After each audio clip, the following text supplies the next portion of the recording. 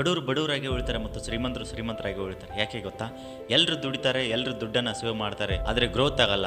ಯಾಕೆ ಗೊತ್ತಾ? ವೆಲ್ತ್ನ ಗ್ರೋತ್ ಮಾಡೋದಿಲ್ಲ. ಹಾಗಾದರೆ ನಾವು ಡಿಸಿಪ್ಲಿನ್ ಆಗಿ ನಮ್ಮ ವೆಲ್ತ್ನ ಹೇಗೆ ಗ್ರೋ ಮಾಡೋದು, ಬನ್ನಿ ಈ ವಿಡಿಯೋದಲ್ಲಿ ತಿಳ್ಕೊಳ್ಳೋಣ.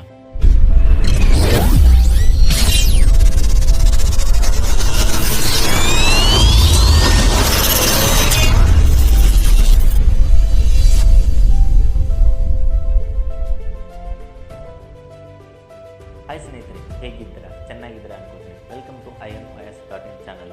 ನಾ ಇವತ್ತು ತಿಳ್ಕೊಳ್ಳೋಣ how to build our wealth. ನಮ್ಮ ವೆಲ್ತನ್ನು ಹೇಗೆ ಬಿಲ್ಡ್ ಮಾಡೋದು, ಹೇಗೆ ಗ್ರೋ ಮಾಡೋದು ಎಂಬುದರ ಬಗ್ಗೆ ತಿಳ್ಕೊಳ್ಳೋಣ. Point number 1, start small, think long term. ಸ್ನೇಹಿತರೆ, ನೀವೇನಾದರೂ ಸ್ಮಾಲ್ ಆಗಿ ಸ್ಟಾರ್ಟ್ ಮಾಡಿದ್ರು ಥಿಂಕ್ ಲಾಂಗ್ ಟರ್ಮ್ ಆಗಿ ಥಿಂಕ್ ಮಾಡಿ, ಶಾರ್ಟ್ ಟರ್ಮ್ ಆಗಿ ಥಿಂಕ್ ಮಾಡೋಕ್ಕೆ ಹೋಗಬೇಡಿ. Point number 2, setup an emergency fund. ನಿಮಗೆ ಒಂದು ಎಮರ್ಜೆನ್ಸಿ ಫಂಡ್ ಆಗಿ ಸೆಟ್ ಮಾಡ್ಕೊಳ್ಳಿ. ಏಕೆಂದರೆ ಏನಾದರೂ ಅನ್ಎಕ್ಸ್ಪೆಕ್ಟೆಡ್ ಆಗಿ ಸಂಗತಿಗಳು ಆದಾಗ ನೀವು ಈಸಿಯಾಗಿ ಆ ಪ್ರಾಬ್ಲಮನ್ನು ಸಾಲ್ವ್ ಮಾಡ್ಕೋಬೋದು. Point number 3, diversification. ಯಾವುದೇ ಕಾರಣಕ್ಕೂ ನಿಮ್ಮ ವೆಲ್ತನ್ನು ಡೈವರ್ಸಿಫಿಕೇಷನ್ ಮಾಡ್ಕೊಳ್ಳೋದನ್ನು ಮರಿಬೇಡಿ. ಏಕೆಂದರೆ ಈ ಡೈವರ್ಸಿಫಿಕೇಷನ್ ಮಾಡಿಕೊಳ್ಳೋದ್ರಿಂದ ನಿಮ್ಮ ವೆಲ್ತನ್ನು ನೀವು ಉಳಿಸ್ಕೊಳ್ಬೋದು. Point number 4, invest for the long term.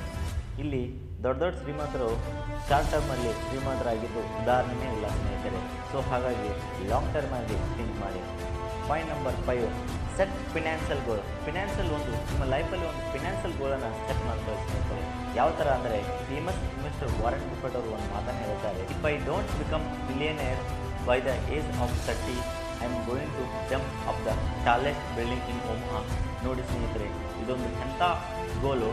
ಇದರ ಅರ್ಥ ಏನಂದರೆ, ನಾನು ಏನಾದರೂ 30ನೇ ಏಜಲ್ಲಿ ಮಿಲಿಯನೇರ್ ಆಗಿಲ್ಲ ಅಂದರೆ ನಾನು ಒಂದು ದೊಡ್ಡ ಬಿಲ್ಡಿಂಗಿಂದ ಜಂಪ್ ಮಾಡಿ ಸಾಯ್ತೇನೆ ಎಂದು ಪಣ ತೊಡ್ತಾರೆ ಸ್ನೇಹಿತರೆ. ಸೊ ಈ ಥರ ನಿಮ್ಮ ಲೈಫಲ್ಲಿ ಒಂದು ಸ್ಟ್ರಾಂಗಾಗಿ ಒಂದು ವಿಷನ್ ಇಟ್ಕೊಳ್ಳಿ ಸ್ನೇಹಿತರೆ. ಈ ಥರ ಒಂದು ಫೈನಾನ್ಷಿಯಲ್ ಗೋಲನ್ನು ಸ್ಟ್ರಾಂಗಾಗಿ ಇಟ್ಕೊಳ್ಳಿ.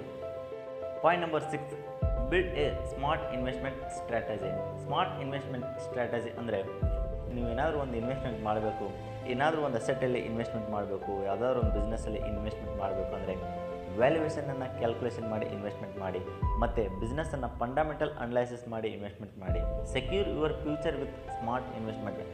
ಸ್ನೇಹಿತರೆ, ನೀವು ಇನ್ವೆಸ್ಟ್ಮೆಂಟ್ ಮಾಡೋಕ್ಕಿಂತ ಮೊದಲು ಸೆಕ್ಯೂರ್ ಆಗಿ ಇನ್ವೆಸ್ಟ್ಮೆಂಟ್ ಮಾಡಿ. ಅಂದರೆ ನೀವು ಇನ್ವೆಸ್ಟ್ಮೆಂಟ್ ಮಾಡೋದು ಸೆಕ್ಯೂರ್ ಆಗಿದೆಯೇ ಇಲ್ವೋ, ರಿಸ್ಕ್ ಎಷ್ಟಿದೆ, ನಾರ್ಮಲ್ ರಿಸ್ಕಾ, ಹೈ ರಿಸ್ಕಾ, ಈ ಥರ ಅನಲೈಸ್ ಮಾಡಿ ಸೆಕ್ಯೂರ್ ಇರೋ ಥರ ಅಸೆಟ್ಸಲ್ಲಿ ಇನ್ವೆಸ್ಟ್ಮೆಂಟ್ ಮಾಡಿ. ಫಾರ್ ಎಕ್ಸಾಂಪಲ್ ಹೇಳಬೇಕಂದ್ರೆ, ಮ್ಯೂಚುವಲ್ ಫಂಡಲ್ಲೇ ಆಗಿರ್ಬೋದು, FD ಆಗಿರ್ಬೋದು, ಡಿಜಿಟಲ್ ಗೋಲ್ಡಲ್ಲೇ ಆಗಿರ್ಬೋದು, ಈ ಥರ ಸೆಕ್ಯೂರ್ ಆಗಿ ಇನ್ವೆಸ್ಟ್ಮೆಂಟ್ ಮಾಡಿ. ಮತ್ತು ಸ್ನೇಹಿತರೆ, ಆದಷ್ಟು ಬ್ಯಾಡ್ ಲೋನ್ಸನ್ನು ಅವಾಯ್ಡ್ ಮಾಡಿ. ಬ್ಯಾಡ್ ಲೋನ್ಸನ್ನು ಅವಾಯ್ಡ್ ಮಾಡೋದ್ರಿಂದ ನಿಮ್ಮ ವೆಲ್ತನ್ನು ನೀವು ಉಳಿಸ್ಕೊಳ್ಬೋದು. ಇಲ್ಲ ಅಂದರೆ ವೆಲ್ತನ್ನು ಗ್ರೋ ಮಾಡಲು ಸಾಧ್ಯವಾಗುವುದಿಲ್ಲ. ಸೊ ಈ ಥರ ಇತ್ತು ನಮ್ಮ ವೆಲ್ತನ್ನು ಯಾವ ಥರ ಗ್ರೋ ಮಾಡೋದು. ಥ್ಯಾಂಕ್ ಯು ಫಾರ್ ವಾಚಿಂಗ್ ಸ್ನೇಹಿತರೆ.